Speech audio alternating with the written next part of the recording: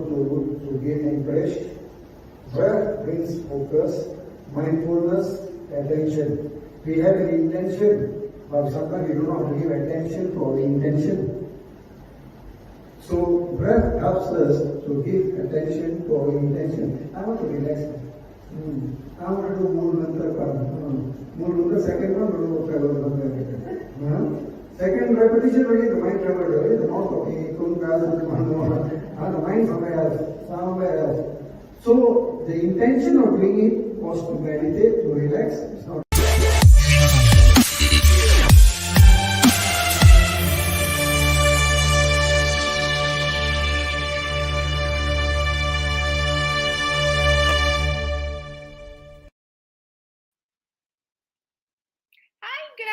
This is Malar again. Welcome to Being Whole, Being Me series. Wow, 53. Today I'm going to introduce you, or I just got introduced to this very wise guy, right? Whom I've only met online. So this is like a online relationship.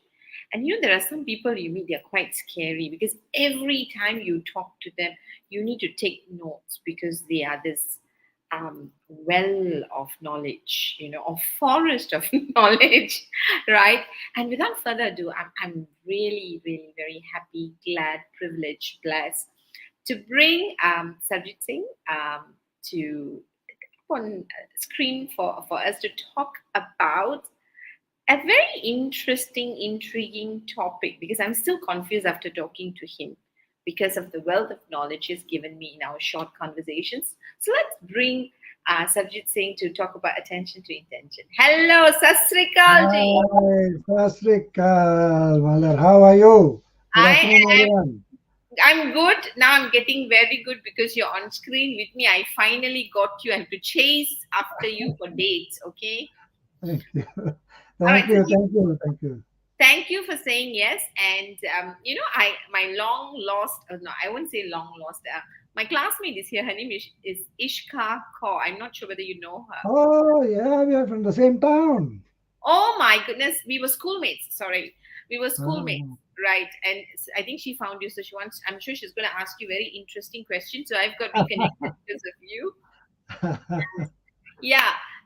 So thank you for joining us. And, we were just doing that very brief video. I think we need to do 3 of the brief video for us to introduce you because you're such a huge personality that either you've been hiding or someone like me has been blind for having never found you earlier. But, I think it's more of like my time I wasn't ready for you. When they say student is ready, teacher will appear. Okay, so I think we met at the conference last year in May, actually, right? And I saw you sitting there quietly, just listening on to me. And then when I checked you out, my goodness, what an amazing big personality, well of knowledge you are, yet, sitting quietly, being a good student, right? So thank you. I think if I want a role model for what does it mean to be truly humble, Sarjit, it is you. All right. So you don't know how to respond to a compliment. I know. Of you, so dying to meet you, but let's get on. So I had originally contacted you because this is a month of what we call health, right? So we're focusing on health topics, and of course, I look at health. Whatever topics I look at, it's about what makes us become a whole person. The person, like what you said, the bowl light that you explained to me just now. The person we are, as complete as we arrive in the world, we need to learn how to be that whole person and being complete. And you seem to be master of many, I would say, but today the focus is really going to be attention to intention because we were trying to figure out whether we should talk about mindfulness or meditation, and we couldn't because that's how you were like we came up with the topic. So let's talk about the topic first. But tell us, before we go into the topic of attention to intention, let's talk about how you became so rich with knowledge. So tell us a bit about your background, your transition into the training world, and then we take it from there. And then you tell us lah some secret in your personal life, special people. Okay, so just in case. Okay, all right, you go. Thank you. Thank you, Mother. Thank you for your kind words of introduction and also all the kind words of compliments. I appreciate it very much. Well, my journey of after leaving school, I actually became a teacher.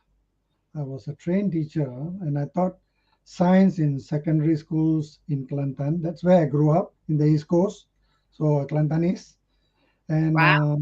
yeah, so and I taught science there for I think about 5 years, and then I got a transfer to Alusta where I am now. So Ishka and I live in the same town, and I got married to a Kedahan. So she didn't wanted to move to Kelantan, and I decided I will go to Alusta and be with her because I like small town. Ever since I've been actually even doing corporate training, I've always worked hard to remain where I am now in Alusta, and I travel to do all my work elsewhere, but come back here. Nice. I love teaching. I think after about 6, 7 years, I was already involved in youth training through the Rotary Club. I joined Interact Club, then I was in the Rotary Club, and then I joined Rotary in the mid 80s. And so I used to do training for young people, and I still do actually.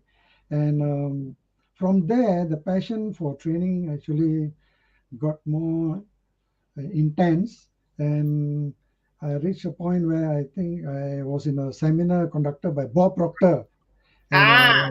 I approached him during the break, and I said, Bob, I have a dilemma. I'm doing this, and my job as a teacher. He read me very well, and he said, Sajid, all you have to do is actually make a decision, burn your bridges behind, so that you can't go backwards, and you will only end up going forward.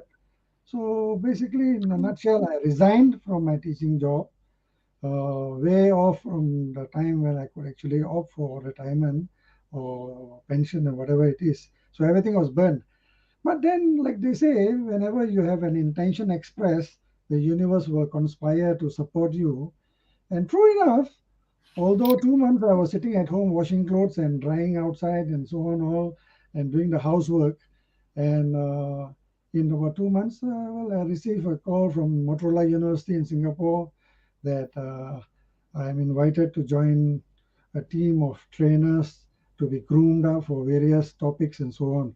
So, to cut a long story short, the learning and development story started at that time in the late 80s till now, and I have developed my passion for training apart from all the usual topics in communication and leadership. Leadership is another strong area that I have been very, very interested in. That is why I went to Harvard Business School about 9 years ago and did a program under authentic leadership. And it was an eye opener because of the way it is taught. And before that itself, I was doing a lot of stress management programs, and I began to deepen my learning and formal learning into mindfulness. Traveled to San Francisco to learn mindfulness-based cognitive therapy under the founder himself, Dr. Zindel. And I liked when he facilitated. I tell you, whenever there were questions asked, and sometimes he will think, think, think, think, think. Finally, he will say, "I don't know." He so, very honest enough, humble enough to acknowledge at times when things don't really make sense for him or he has an answer, he'll say, I don't know. So, I appreciate that learning point from him. So, ever since then, I've gone deeper into that, into mindfulness in various ways, acceptance and cognitive therapy, and I began to do my research into mindfulness, how mindfulness can help people learn some coping interventions. And I presented a paper at Oxford University in June 2019, and that was a qualitative research. Maybe if there's some time later, I'll share with you all some of the important areas of the finding. And now I have just concluded another doctoral research with the International University of Malaya in Wales on mindfulness, in terms of what duration would be sufficient for some change to happen. And this target population is actually the teachers. So here I am talking to you and hoping that I can share something useful from these years of experience in mindfulness, limited amount of meditation in other streams, but more so in mindfulness. And I think you had a question that you wanted to ask whether mindfulness is considered meditation or not. So maybe I can help address that. And We can address all our questions, G, because you have done the whole school, from wherever you started to Harvard to presenting in Oxford and presenting again. And so I think it's so wonderful to have you, because otherwise you are hiding behind. We don't know, who's our Malaysian guy,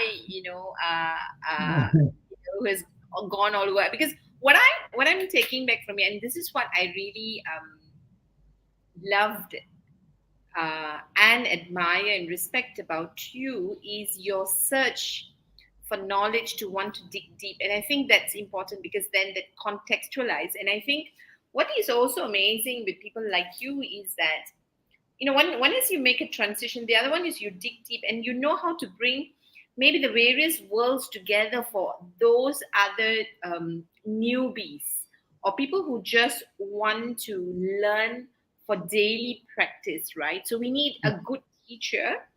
And because there's so much of knowledge out there, it's nice, like people like you who enjoy studying all of this and just tell us the summary, okay?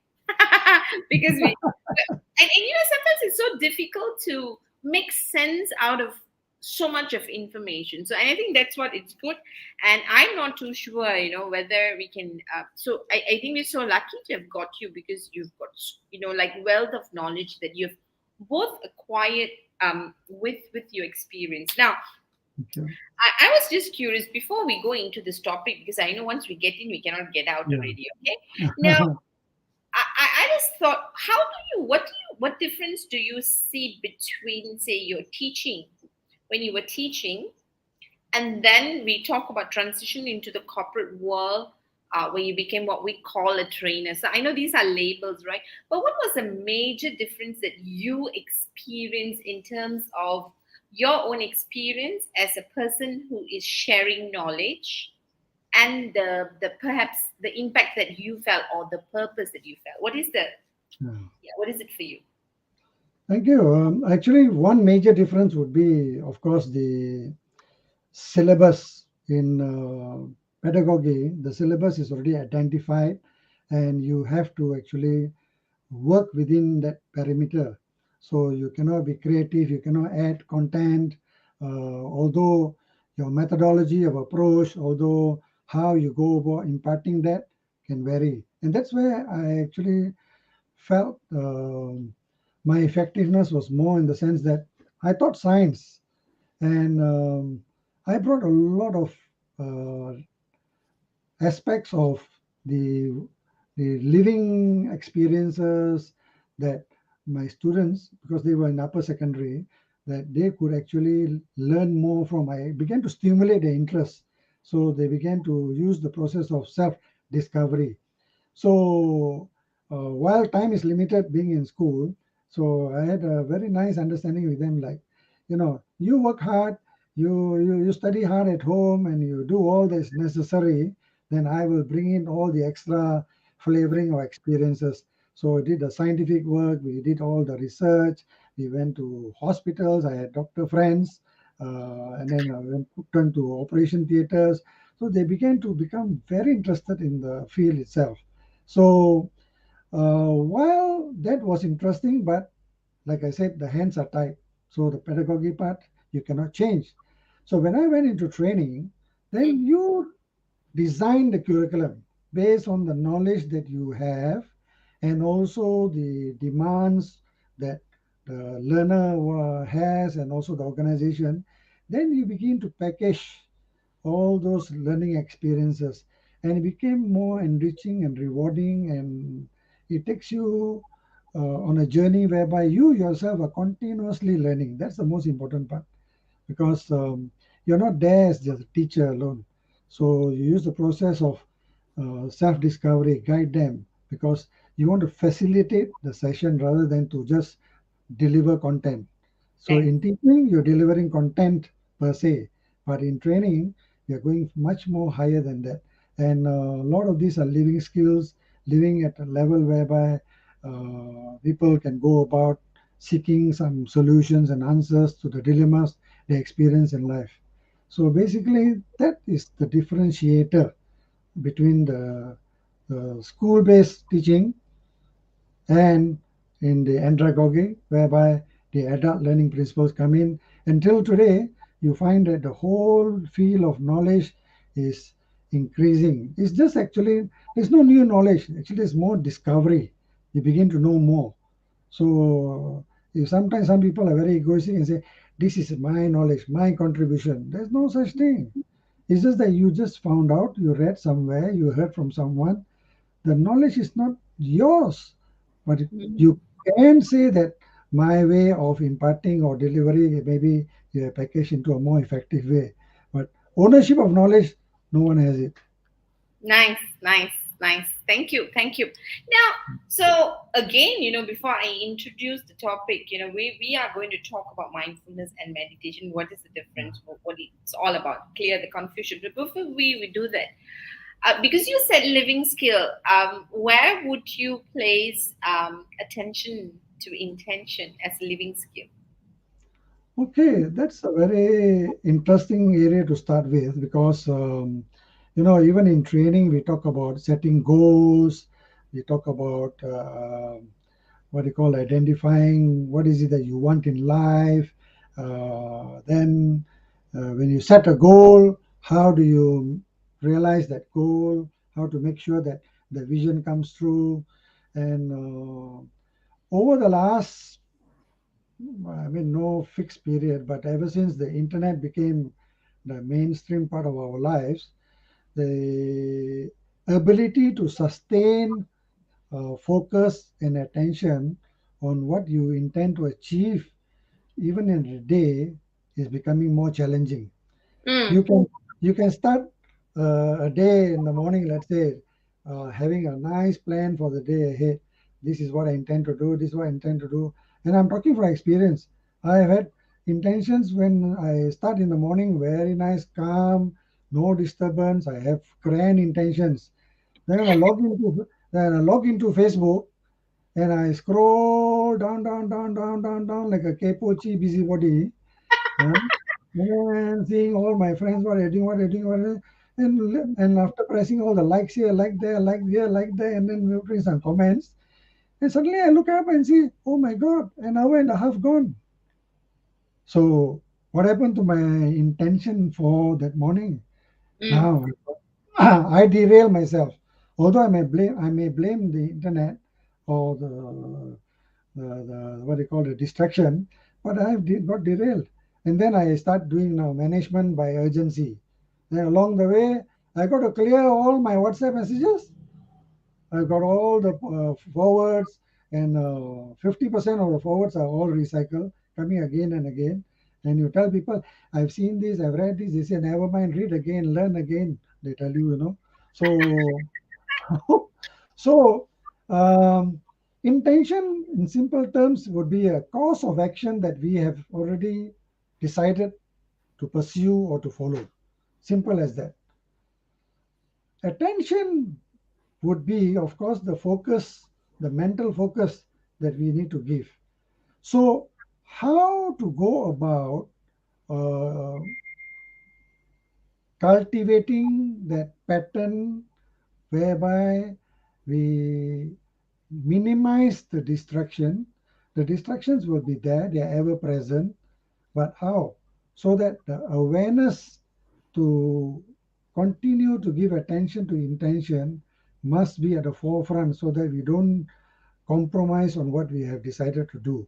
So these days, whenever like my hand is on the mouse and I'm scrolling, then all of a sudden I get a voice inside me coming and saying that, ha, you are now off track. So then my inner voice will tell me, say, you're going off track now. Is it worth the time you're spending? So I quickly bring my attention to my intention now. So I say, what is that I got to do now? I got to finish up this. I got to finish up that. Go to that documentation. I got a proposal to send. I say, do it now. And then sometimes when I go through a span of maybe 2 3 days of I would say negligent living where I don't focus properly, then the guilt feeling comes in. So then again bring back the attention. So now I have my own method of quickly snapping out of it. I say, okay, come on, snap out of it. Break the pattern, break the pattern, break the pattern. Some phrases which we often use in training. So tell myself, time to tell yourself, break the pattern. This pattern is not resourceful. This pattern is not powerful enough to actually bring about the outcomes you desire. So intentions, very grand intentions, whether it's work related, family related, health related, whatever it is, but is the ability to get the attention to make sure that the intention is still pursued so that the end result of the vision that we desire, the vision that the outcome that we want, will not be compromised. There can be delays, there can be time lapses, yes, but as long as we keep on coming back on track. So, how can we go about doing this? Maybe in the course of our discussion in a short while, we can maybe explore how mindfulness can actually help us to sustain that attention on the intentions that we have in our mind. So, but perhaps maybe before that, if it's okay with you, maybe we can differentiate whether mindfulness and meditation, are they similar or are they different? Yeah, we can do that, but hold on to that because that's the next question. It's not the next question. I'm just going Oh, to say hello to a few people so that they know I'm ah, paying attention to their okay, okay, presence because okay. they have intended to be here for you. So, hi Elizabeth, hi Lena. Lena says, hi Sarjit and Malar, and she says Hello, hi. she's an interactor too and was in Rotary too. And Lena, Ah, yeah, and Lena agrees with you. Yes, there's a lot more distractions in life these days. Ishka finds you funny. She says hilarious. I think it must be the fact that you also are normal and got distracted. I think I'm not sure. And you have a brother Yo Cheng Lim who's joined you and said oh, hello. yes, yeah, hi, hi, you. Okay, nice. And okay, you got another friend of yours, I believe, who's joined Mechia, who's saying hi. Ah, Okay, so you've brought hi. all your brothers, sisters, friends, and followers here. Thank you very much. Now, so the one thing that I wanted to check with you, because you've given us a lot in the conversation just now, right? And again, we haven't even gone to defining what it is. You help us understand what is attention to intention, right? And so it seems to me that we need to start with really, whether you want to know the difference or use mindfulness or meditation. First and foremost, we need to have our intention needs to be clear. What is it that we want in life? That seems to be that. But before we go, then before you answer that, right? I think one of those things that we need to think about is why is this important, right? Because I think our whole idea of doing this show is really about looking after ourselves, health holistically. We're not just talking about not being sick, but being healthy, right?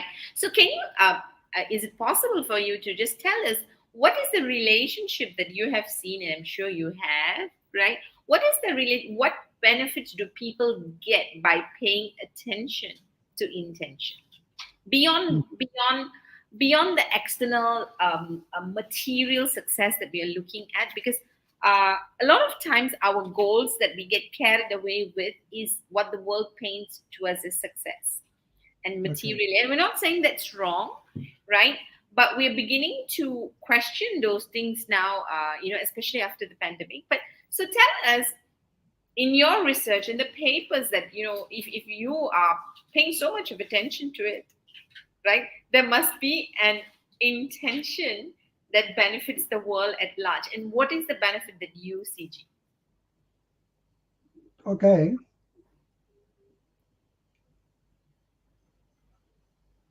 Okay, the last part I think you got muted. I couldn't hear you. Oh, Okay. okay. So Yeah. why do we need to pay attention to intention, right? What is Okay. the benefit? Okay.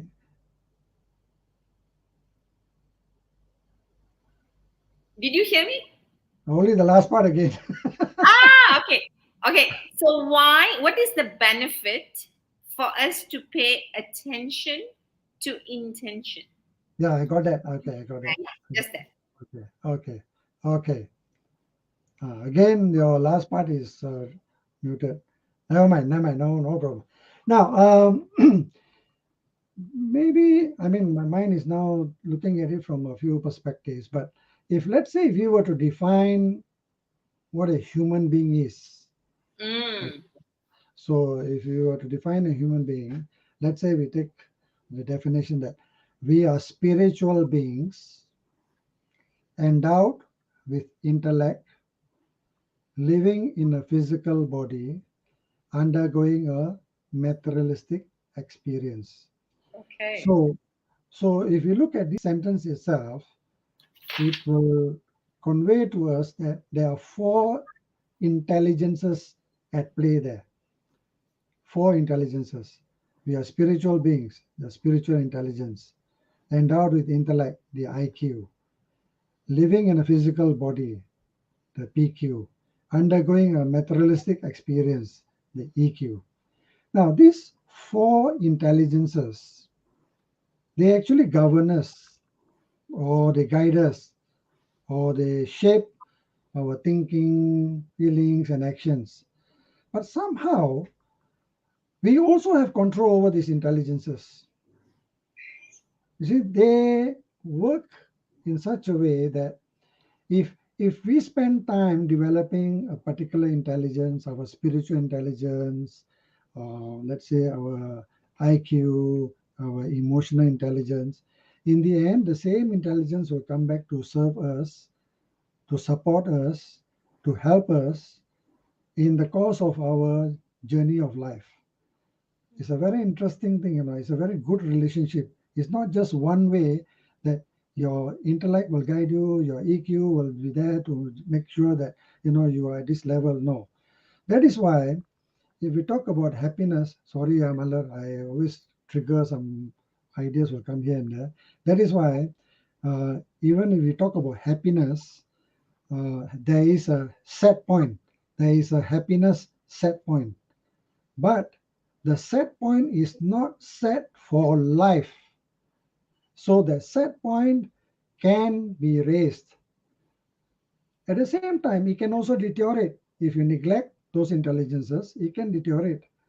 So that is a different topic altogether. Actually, it will more time to explain, but we can initiate actions, habits, patterns that can help our happiness set point to rise. But it is something that is based on repetition, because repetition is the mother of all learning. So anything that you identify, you must sustain the pattern long enough for it to become a habit that serves us. Okay, coming back to what we were talking just now. So what is it that we look for as we set our intentions as a human being, not becoming, being. Okay, and would be perhaps in the sense that we desire to seek wellness for ourselves. Nice. At the same time, we also think about our well-being. So the Mm, wellness, well-being, are right. they the same or are they different? Okay. Tell us, are they same or different? There is a some amount of confusion generally in the public, even among practitioners of Exactly. wellness and all that, that they tend to interchangeably use. Mm. But to put in simple terms, okay, or maybe before I define, let me share with you an actual story. I had a participant who came up to me during one retreat, and she said, I got something personal to talk to you, to seek your view, or maybe you can share some idea or suggestion. Say, yes, I'm all yes. Okay, what is it that is actually of concern to you? She said, I am considered as a very successful person career-wise. I've gone up the corporate ladder. I'm in a very good position. I perform very well. I'm recognized for my effort. I get promotions, and people, they envy the success that I have, and I feel good. I feel proud. I say, very good, well done. That's fantastic. And then I'm at the same time very fit. I go to the gym. Alert from Google Password. I take part in mini marathons, and I am quite fit in terms of taking up all these kind of challenges. So I said, that's great. It's fantastic. So my health is good. I take regular, what do you call, physical checkups, everything. I said, fine. Say, but why is it that I feel empty? Mm. Why is it that I feel sometimes, I don't know, I don't have that sense of completeness? Why Ah, people say, why people say, hey, you are fantastic. I wish I can be like you. I wish I can do this like you. But deep inside my heart, I don't know why I feel that sense of emptiness. mm, I said, okay, um, what if I were to ask you a question? mm. At some point in our lives, we all ask this question to ourselves. I'll ask you, how will you measure your life someday?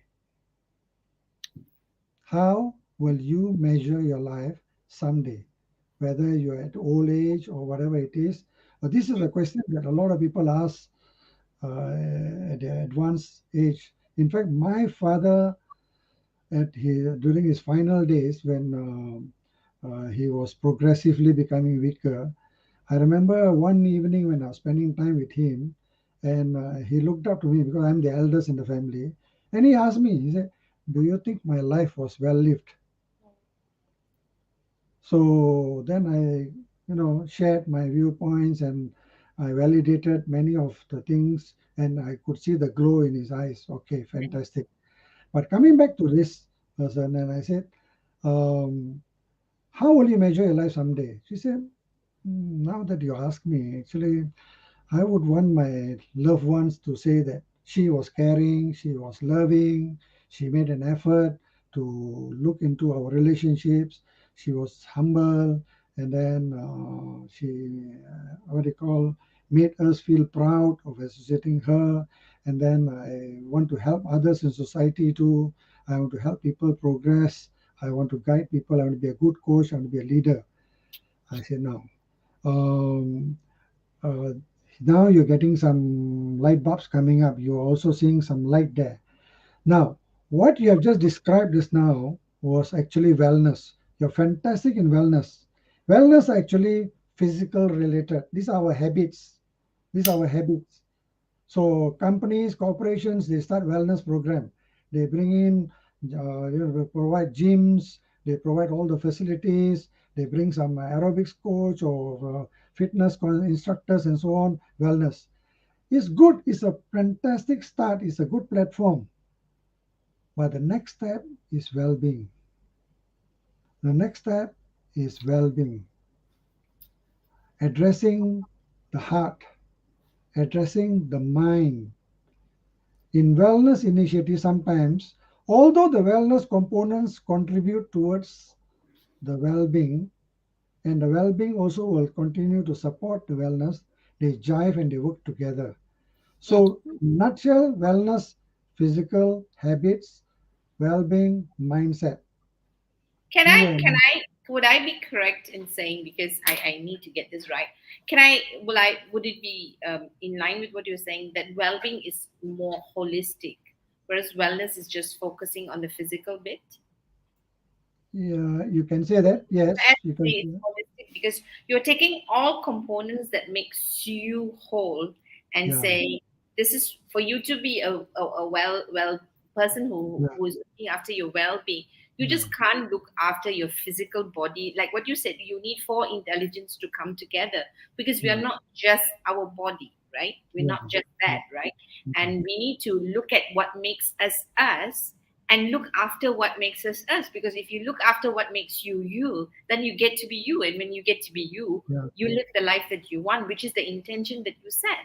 And what you're yeah, also saying is that the intention that you set has a lot to do with who you think you are, and why do you think your life purpose is and what you're serving, right? And Yes.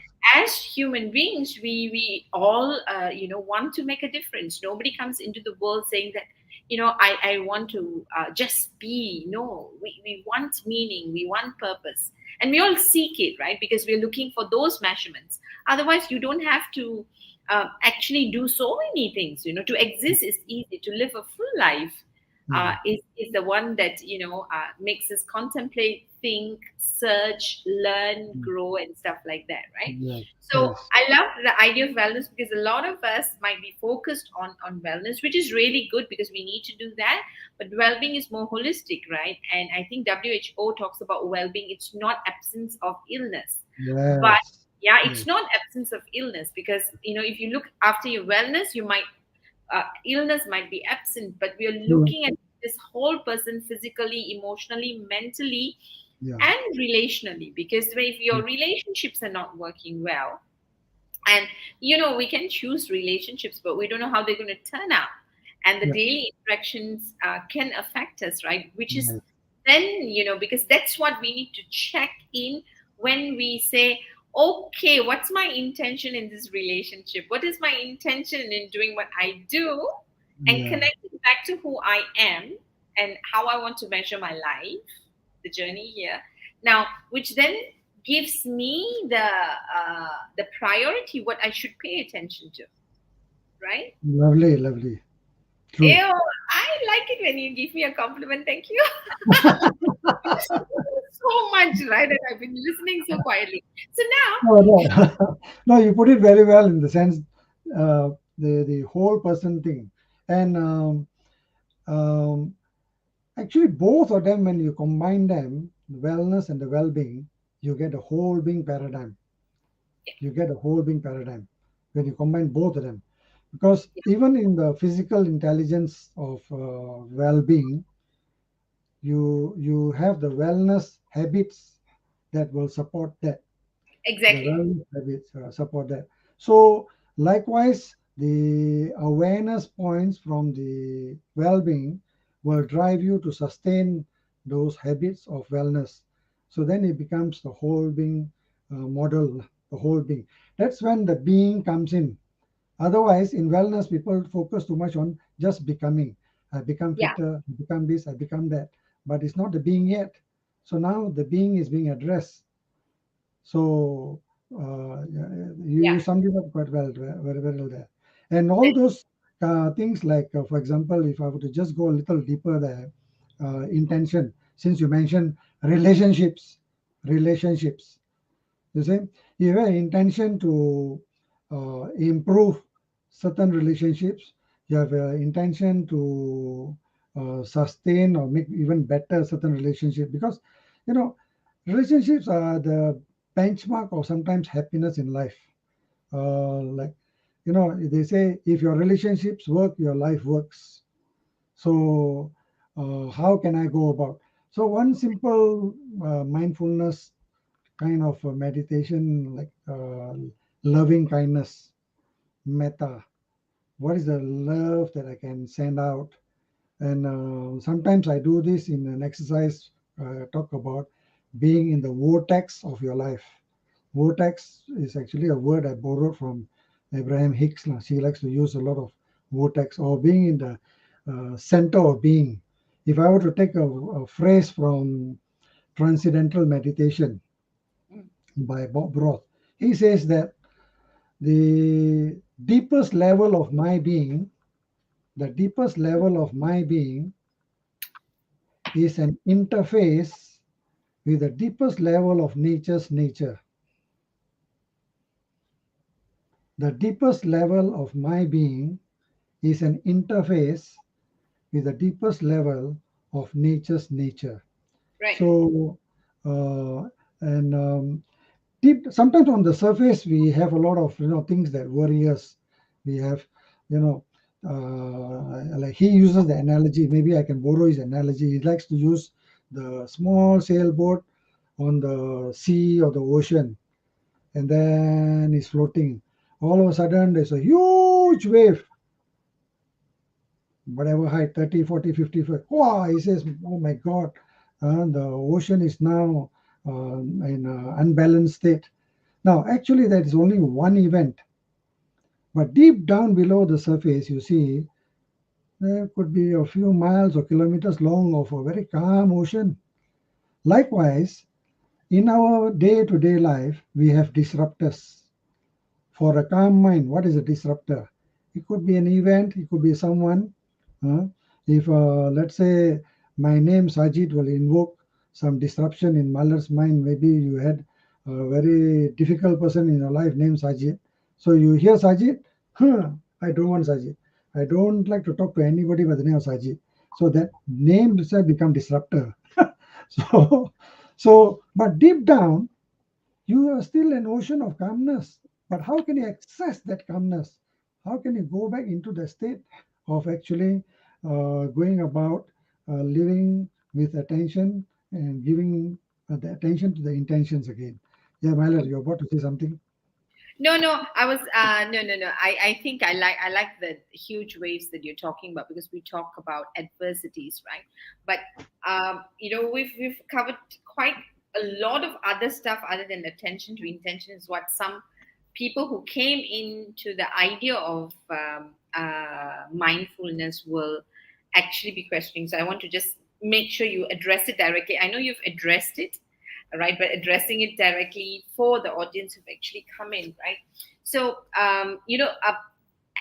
any Punjabi Sikhs that I meet so far, all my Sikh friends are people who are amazing. So any Sikh friend who comes into my life has a positive impact on me.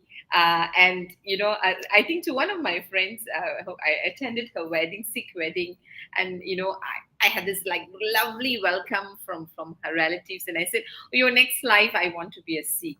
That's what I said. Just to tell you, you're not a disruptor, and I wish you were my science Thank teacher. you. Okay, but you were not. If you were my science teacher, I would have done something more scientifically, maybe. But that's not the point. We'll take that off the record.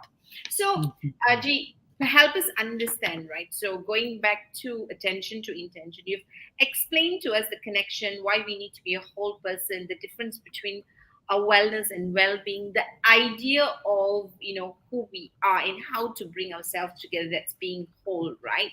Now we've looked at all of that, and I think people who are here will know that's important, because today we are maybe being beaten up with more waves and more waves and more waves, because ancient wisdom would have has already put a lot of things in place for our balance and for us to come together. But we've been distracted.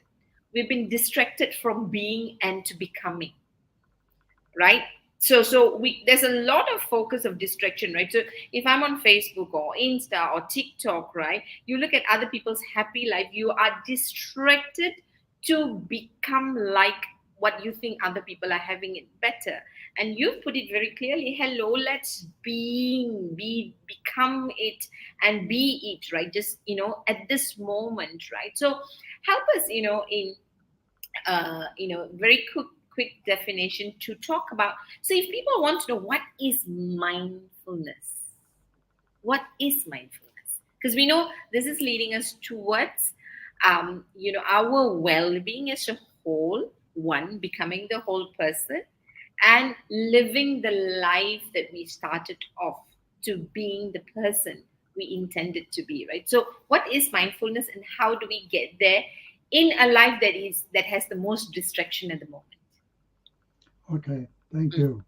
Now, um, maybe before I define mindfulness alone per se, um there is sometimes some debate that goes on among groups of people who will say, is mindfulness meditation, or is mindfulness the best meditation, or which is the best meditation? Always people like to know which is the best, which is the best, which is the best. But then again, what would your needs be? Right. And according to your lifestyle. Thank Generally, we say that there are three types of meditation. Okay, you. one would be, let's say, focus attention, Mm, where there is some form of concentration, maybe chanting, some mantras you say, and then you repeat, repeat, repeat, repeat. So focus attention.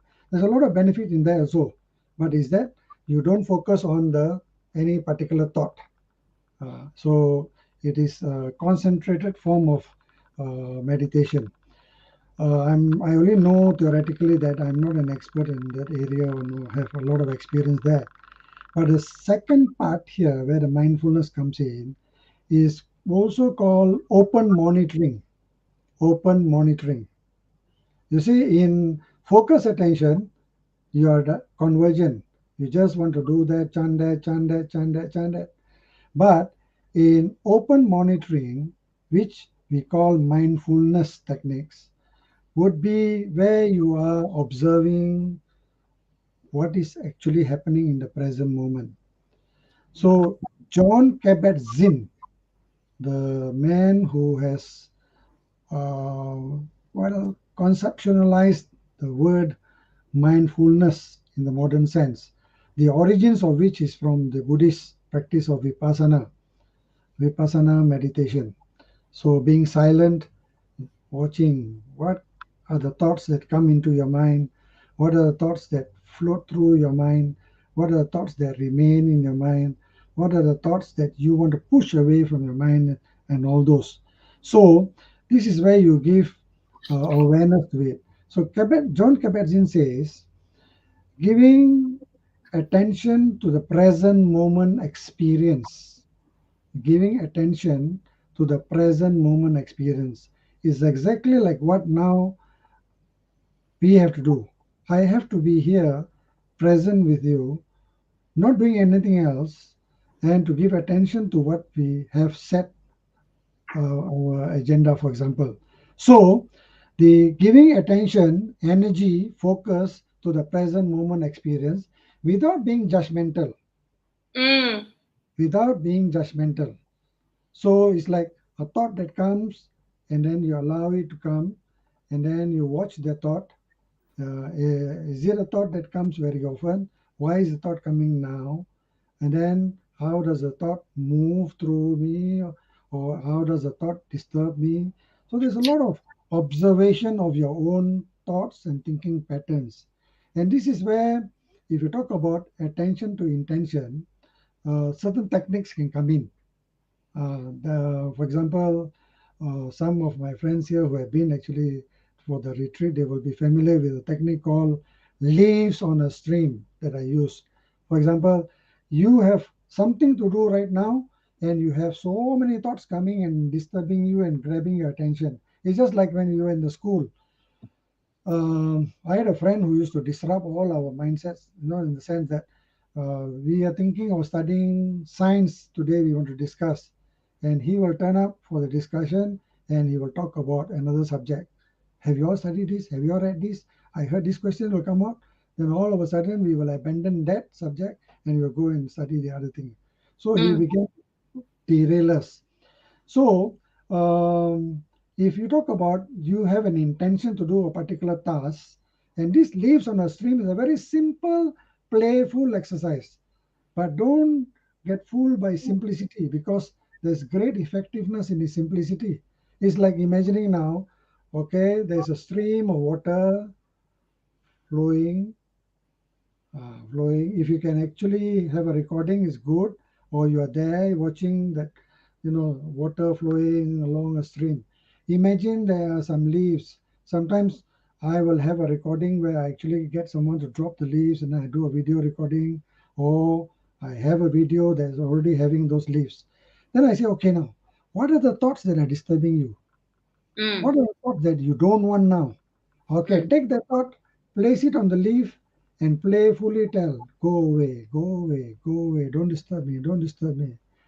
You'll be Mm. surprised that this technique, while it sounds so simple, I've used it with friends, people who have cancer.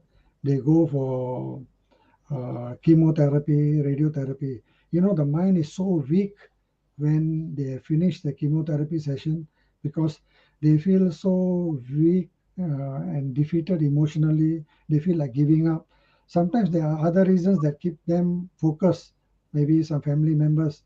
But other than that, they say, why do I have to go through this? Why do I have to go through that?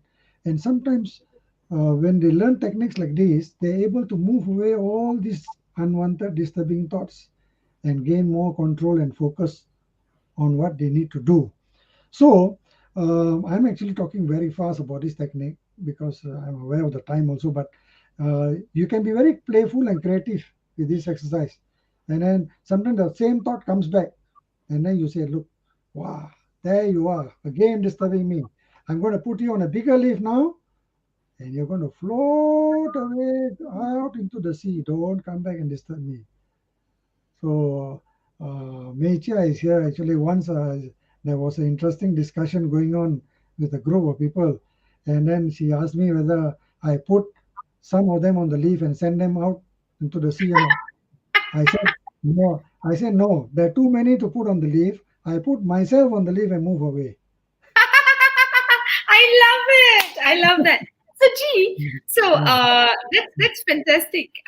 Again, I think you've actually given us so much. You took us through a big picture and you help us focus really, the simplicity of meditation and being mindful, right? And looking Mhm. at two types of meditation as to what are you focused on, and then how do you observe that, right? But Lena is saying, I think it's very important to ask ourselves these kind of questions because you're checking in with your intention when you ask these questions, and so that you can then focus or pay attention to the intention is what I'm getting. And Luis Moraes says, being present at the moment, which most of us struggle with, is our, as we are more interested in preparing our answers rather than actually listening at the moment and being completely present. He says it's only 2 cents worth. But I'm not too sure if it is 2 cents because we can't find 2 cents now, right? So thank you, Thanks, Louis. Louis. And Lena saying, I'm going to get my leave after this too. I And think the, Louis is a fellow Rotarian also. who? Luis Morales is a Yeah, Rotarian yeah, also. he is. He is. He is. He's a. Yeah, I think. Yeah, he is a fellow Rotarian. Yes, you recognized him. So Lena says, "I'm going to get my leave," and I think the concept of the leave is fantastic because you're basically. So what I'm hearing from you, and because Ishka has said essentially it's the ability to control your mind in every situation is it's what she's saying. Now I'm going to actually throw this in for you because I'm not too sure because of my background. I don't believe in control. I believe in manage, right? Because when you spoke about the example of the leave and observing first, paying attention, becoming aware of what is actually controlling you, putting all of that, and then choosing what to let go for whatever good reason because it's not meeting your intention. Nothing against you, but you know what? You don't belong here right now because I only have the moment, and the moment I can only handle one. So I'm going to let you go. You can come back, but I'm going to let you go. And if you keep coming back, I'll let myself go. I mean, that's what you said beautifully, Yeah, right? yeah. Because if there's just too much to let go, then maybe perhaps I'm the one who actually has to leave, right? And that's what you beautifully say. But theoretically, this is fantastic, easy, but this is what we struggle, right? Because I think, and I really need, I mean, feel free to tell me because we've grown up believing that we have control over our mind because we look at it separately, because we don't realize that we are this whole person. Because while you're trying to control the mind, your emotion is jumping out for attention, right? Your spiritual side is also Mm, jumping out for your attention because we are not together, right? And what you yeah. seem to be saying is that if you observe how the different parts of you is pulling you apart, you are now saying, okay, all of you are pulling me apart. Let me bring myself together.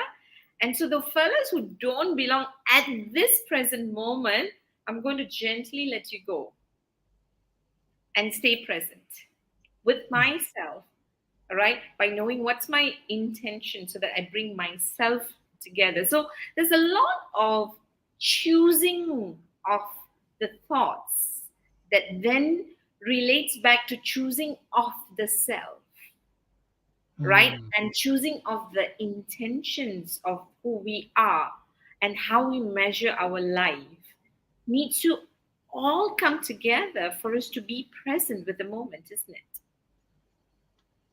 Very well said. And which is why you spent a lot of time asking the essential question as to why do you want to do this in the first place? Because this is who I am, and I want to stay true to the core of who I am.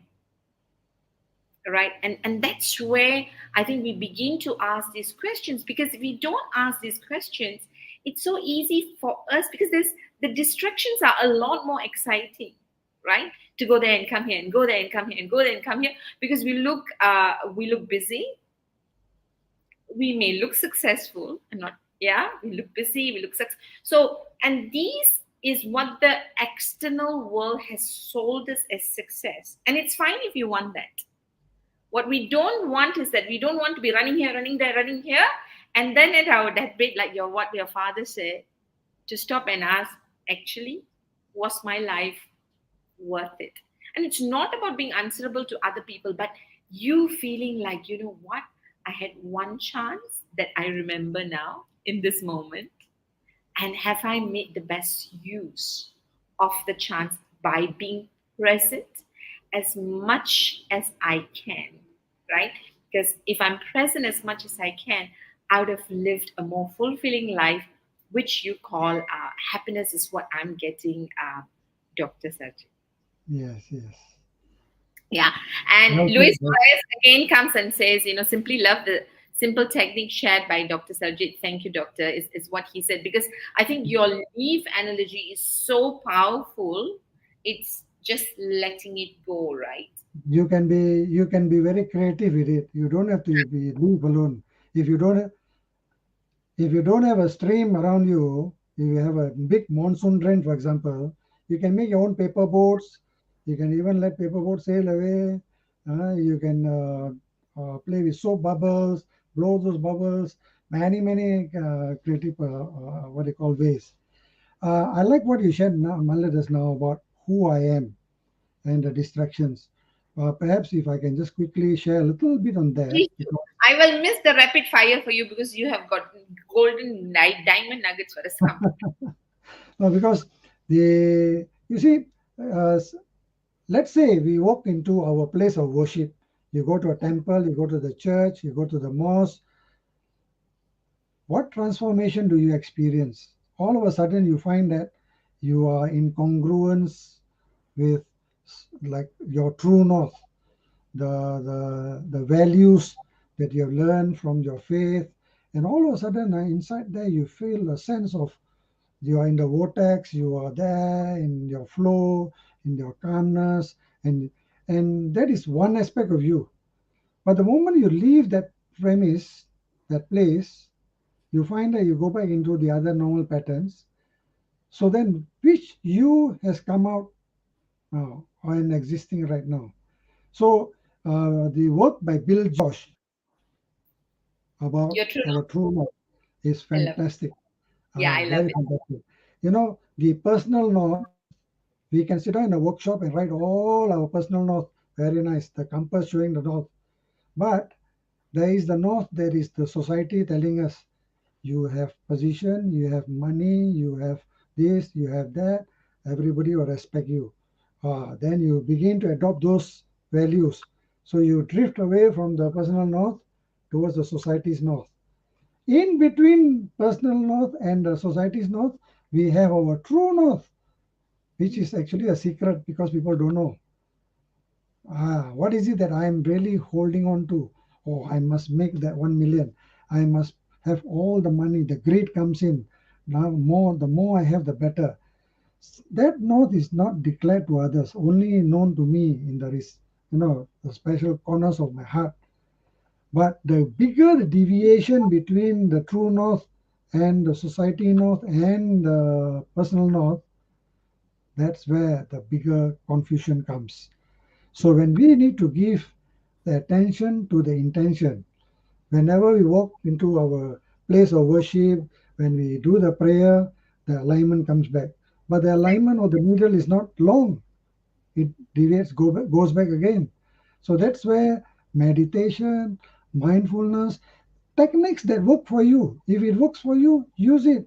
There is no such thing as the best technique in the world. Mm. It can be transcendental meditation, can be concentration meditation. After some time, if you employ a range of techniques, you use it. What works for you, use To it. be you. But if you keep a mind that is closed and you reject from beginning, you will never learn anything. Mm, mm, mm, mm. Sorry, I went a bit further too much No, right no, there. you didn't. You didn't. Don't be sorry. It simply says you need to say yes to my podcast because I don't know how many topics I'm going to do with you. Uh, for me, Dr. Sarjit, so one of those things that helps me because I get noisy and I get so easily distracted is I try and recall and remember. So my inner voice is I'm a spiritual being having a human experience and I need to come together today, now, in the now to know what is the physical experience or the human experience I am seeking that meets my spiritual needs, right? And I love the example of being in a place of worship that you're talking about for those who still worship, of course, right? Because I think that's when I think in our community, right, where we still worship, we believe in God, that's when we perhaps consciously give ourselves permission to get the spiritual side with together with the human side to come together where there's real congruence, right? Mm. Where we really know what it feels to be together as one without the noise around, right? Yeah. And the moment you step out of that flow state is what we call, right? The moment you step out, because there's bliss, there's joy. The storms are around, even though you are the small boat, but you are fine, you're worthy, you are as good as you are in that moment, right? But we now need to learn how to recreate in that moment when we are out there where there's a lot of distraction and noise. How do you get into the flow? How do you get into the flow? Hmm. Yeah, and that's really what you're telling us, right? Like there's so much of other work we need to do because it's simple, right? It's simple to stay focused in the now. But the problem really is because the reason we can't stay focused is it's noisy and we allow the noise outside to take away the voice inside to listen to your true north, right? Yeah. And to become what you say, the authentic person, the congruence within as a person, to continue listening in. Only when we listen in we can stay together, isn't it? Yeah. And Mm, that's the whole load of things that you've actually given us, Dr. mm. Sarji. All right. Now, just before we say goodbye, and oh, Dr. Prabhakaran has also come in. Hi, Oh, Dr. Prabha. Yes, yes, yeah, yes, yes. this is another brilliant guy who Oh, hopefully lovely. he has said yes to us and he will come into our show soon. He says, thanks a lot, Malar and Dr. Sarjit. Mindfulness, brilliant, valuable, practical ideas. Dr. Prabha is another brilliant mind around. I like his sharing, always shares about Tirukural Yes, and all that. yes, yes. So that's another school of wisdom. Another G has come in. Parpal Singh. He says a little late. Hi.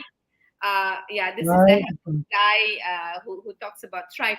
So, Dr. Sarjit, before we move on, so one of those things that I know is that you run retreats, right? So that we know that the idea is simple, but we have actually moved away probably from our true north where we allow noise to take us. And I know that you run retreats to help people to come together again to choose the habits that will work for them so that they can then pay attention to intention. So just tell us very quickly a little bit about the retreats you do so that people who are listening now and later can get in touch with you.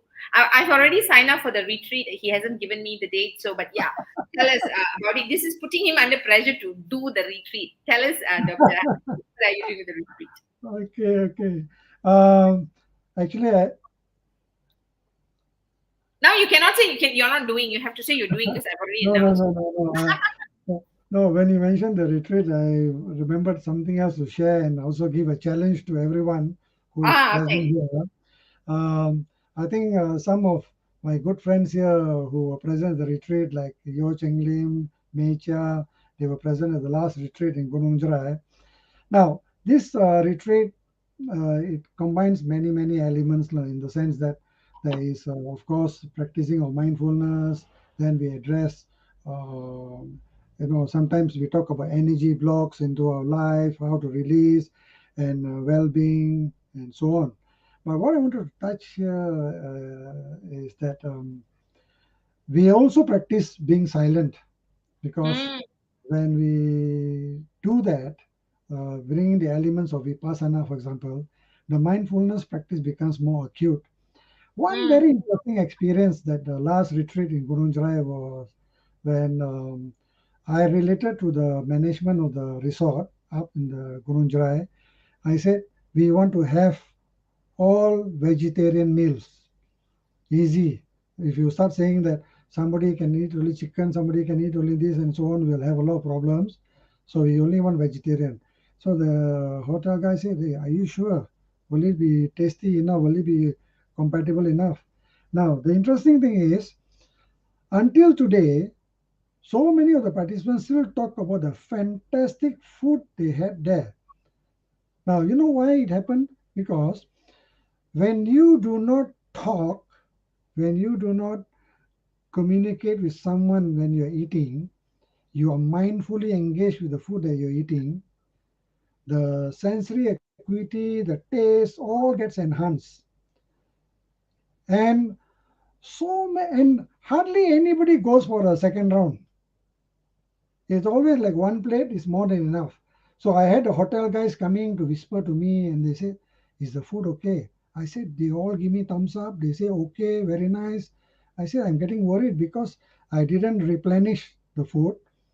They only took one round. Very rarely anyone came to take second helping. I said, don't worry. They said it's good, it's tasty. nice. Only on the last day when I said, yes, today we can talk, today you can do anything. Suddenly mindfulness became mindlessness. All of a sudden, the food is on the plate and everybody, yeah, yeah, yeah, yeah, yeah, yeah, yeah, yeah, yeah, yeah, yeah, and then the food gets finished, and then you can take second helping, third helping. But that is the beautiful part about mindfulness. So if afterwards, if you haven't had your lunch yet, try to just go to a corner where you do not talk to anyone else, even in the family. Take about 20-30 minutes for lunch, chew slowly, and you will find a new pleasure of eating. Even if the meal today does not have all your favorite items, you will enjoy it more.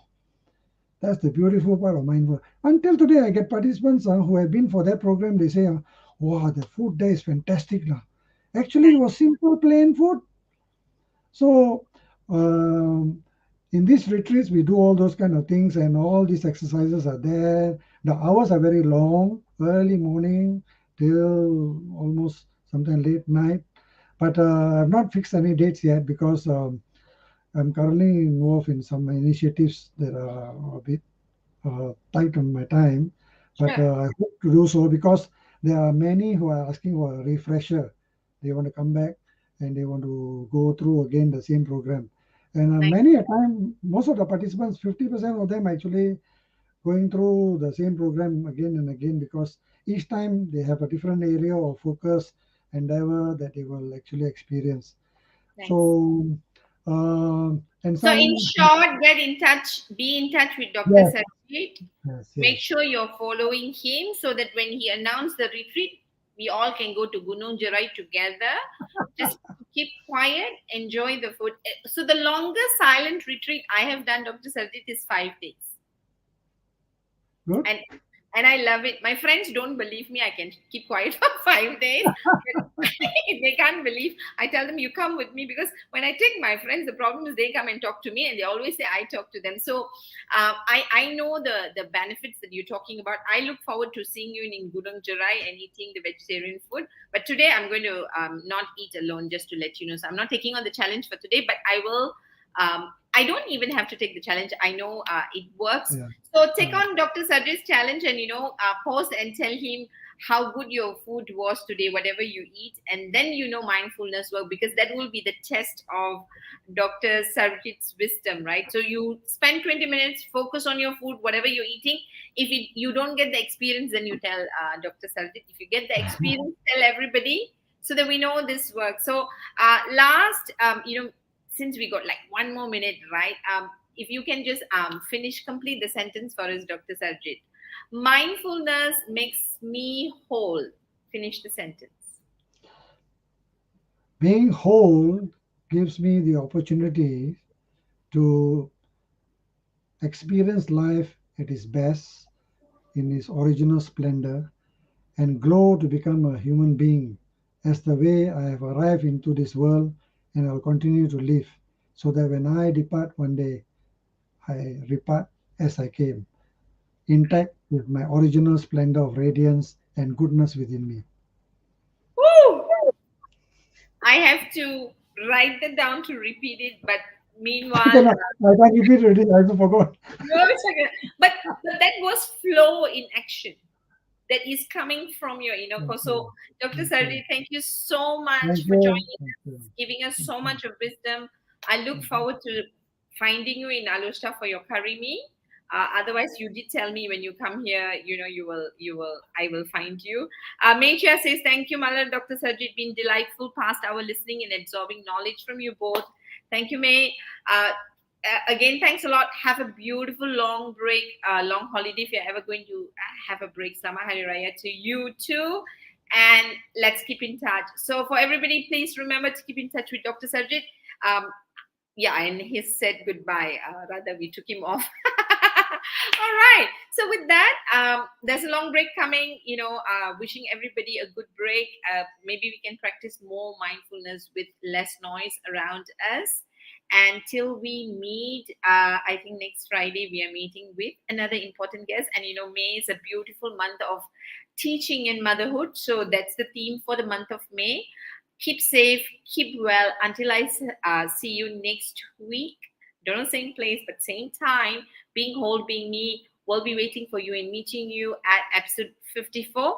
For those who've missed, please subscribe to our YouTube channel, so that you can actually watch all the past series or the series that you're looking for the excellent speakers that I'm learning from, and snippets and topics that we are bringing, not just through Being Whole, Being Me series, but other little topics that we have actually put together on our YouTube. You can also find us on Spotify. And so if you're an audio person, you don't want to see me in my colorful sari, just listen to my voice. If you don't like my voice, listen to my speaker's voice. Stay with your intention as to what you're looking for. Until I see you next week, signing off, this is Mother from Hearts and Minds. Stay well.